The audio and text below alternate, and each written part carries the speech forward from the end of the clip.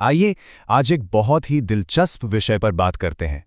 हम अक्सर नवदुर्गा की कहानी को सिर्फ एक पौराणिक कथा के रूप में सुनते आए हैं, है ना, जहां आदि शक्ति आतंक मचाने वाले असुरों का वध करती हैं।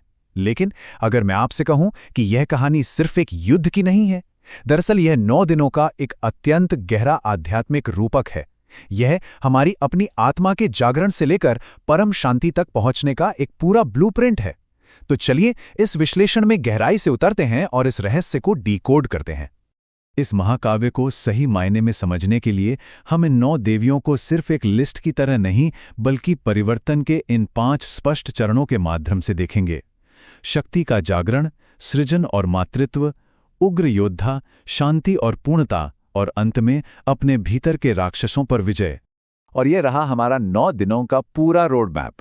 ये बहुत ही खूबसूरती से दिखाता है कि कैसे ये यात्रा गहरी आंतरिक खोज से शुरू होकर अंततः ब्रह्मांडीय सद्भाव और शांति पर जाकर पूरी होती है। तो शुरुआत करते हैं हमारे पहले चरण से, शक्ति का जागरण, जहां हम शैलपुत्री और ब्रह्मचारिणी के स्वरूप को समझेंगे। हमारी ये यात्रा बर्फ से ढके शांत हिमालय से शुरू होती है। सती के भस्म होने के बाद शक्ति का पुनर्जन्म हिमालय की पुत्री शैलपुत्री के रूप में होता है। जब सप्तर्षि उनकी परीक्षा लेने आते हैं तो गहरे मौन और आत्मखोज के बाद शैलपुत्री को एक परम ज्ञान प्राप्त होता है। वो समझ जाती हैं कि अंतिम शक्ति और ईश्वरीय संबंध कहीं बाहर किसी पहाड़ पर नहीं है, बल्कि पूरी तरह से स्वयं के भीतर ही निवास करते हैं। शिव बाहर नहीं है, वो पूरी तरह से भीतर हैं। अब यहाँ एक बहुत ही कमाल की बात है। हम अक्सर ब्रह्मचारिणी शब्द का मतलब सिर्फ एक अविवाहित स्त्री से निकाल लेते हैं, ना? लेकिन ये स्लाइड इस शब्द को पूरी तरह से फिर से परिभाषित करती है। असल में ये सर्वोच्च आध्यात्मिक समर्पण और गहरे आंतरिक अनुशासन के बारे में है। ये उस परम सत्य की खोज है। और जरा इस जवाब की गहराई को महसूस कीजिए। जब साक्षात काल उनके सामने आता है तो मृत्यु का सारा डर खत्म हो जाता है। ये एक ऐसी चेतना है जिसने सांसारिक सीमाओं को सचमुच पार कर लिया है।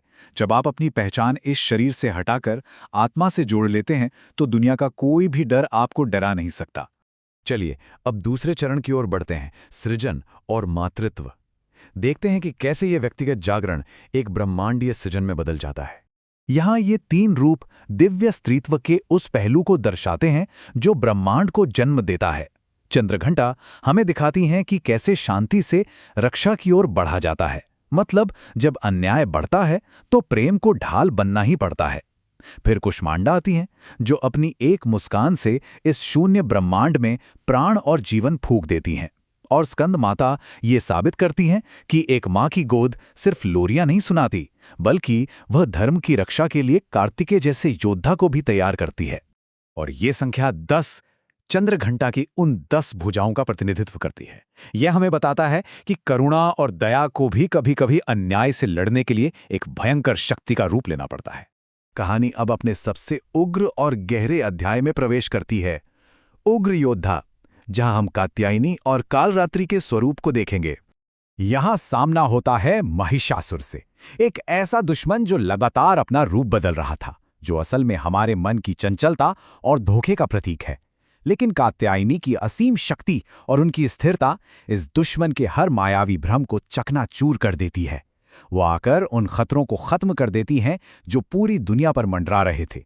अब इस कंट्रास्ट को देखिए, ये बिल्कुल वैसा ही है जैसे सबसे घनी अंधेरी रात के बाद की शांति। जब आतंक अपनी चरम सीमा पर था तो बुराई का सर्वनाश करने के लिए कालरात्रि का जन्म हुआ, जो अंधकार, युद्ध और विनाश का प्रतीक हैं, ताकि उसके बाद महागौरी का वो श्वेत, उज्ज्वल और शांत प्रकाश पुनः जन्म ले सके। और उसी श्वेत प्रकाश के साथ हम आते हैं चौथे चरण पर, शांति और परम पूर्णता। जब युद्ध खत्म होता है तो महागौरी उस युद्ध की राख को धो देती हैं। यह हमें एक बहुत ही गहरा सबक देता है। सच्ची शांति और सुंदरता अक्सर तभी उभरती है जब हम अत्यधिक कठिनाइयों, परीक्षणों और अपने जीवन के सबसे गहरे अंधकार को सहकर बाहर निकलते हैं। जो सबसे ज्यादा सहता है, अंत में वही सबसे शांत होता है। और इसके बाद आता है परम आध्यात्मिक बोध का शिखर, सिद्धिदात्री। ये 8 परम सिद्धियां हैं जो देवी प्रदान करती हैं। सोचिए, एक अणु जितना छोटा हो जाना या पूरे ब्रह्मांड जितना विशाल हो जाना, ये वो स्थिति है जहां एक आत्मा भौतिक दुनिया के हर नियम और सीमा से पूरी तरह मुक्त हो जाती है। और अंत में ये यात्रा कैसे पूरी होती है? शिव, जो स्वयं योग के प्रतीक हैं, वो भी इन सिद्धियों को आत्मसात करते हैं और अर्धनारीश्वर बन जाते हैं। यह कितना सुंदर निष्कर्ष है, जहां खोजने वाला और जिसे खोजा जा रहा था, दोनों मिलकर एक पूरी और परफेक्ट इकाई बन जाते हैं। तो अब आते हैं हमारे अंतिम और सबसे महत्वपूर्ण हिस्से पर। इन सब का मनोवैज्ञानिक सत्य क्या है? असल में ये पूरा विश्लेषण हमें यही बताता है कि असली कुरुक्षेत्र या युद्ध भूमि कहीं बाहर नहीं, हमारा अपना मन है। महिषासुर हमारा रूप बदलता हुआ अहंकार है। रक्तबीज वो हमारी अनंत इच्छाएं हैं जो एक के बाद एक पैदा होती रहती हैं और कभी खत्म नहीं होती। और शुंभ निशुंभ हमारे भीतर छिपी वासना और क्रोध हैं। देवी के ये जो 9 रूप हैं, ये असल में इन आंतरिक राक्षसों को हराने और खुद पर नियंत्रण पाने के टूल्स हैं। तो जाते जाते एक सवाल जो हमें खुद से पूछना चाहिए, आज इस पल में आपको अपनी आंतरिक लड़ाइयों को जीतने के लिए देवी के किस रूप की सबसे ज्यादा जरूरत है? क्या वो ब्रह्मचारिणी का अनुशासन है, या फिर कालरात्रि का वो बेखौफ साहस जो अंदर की बुराई को जड़ से मिटा दे? इस विचार पर गहराई से सोचिएगा, क्योंकि अपने जीवन की जंग जीतने की कुंजी इसी में छुपी है।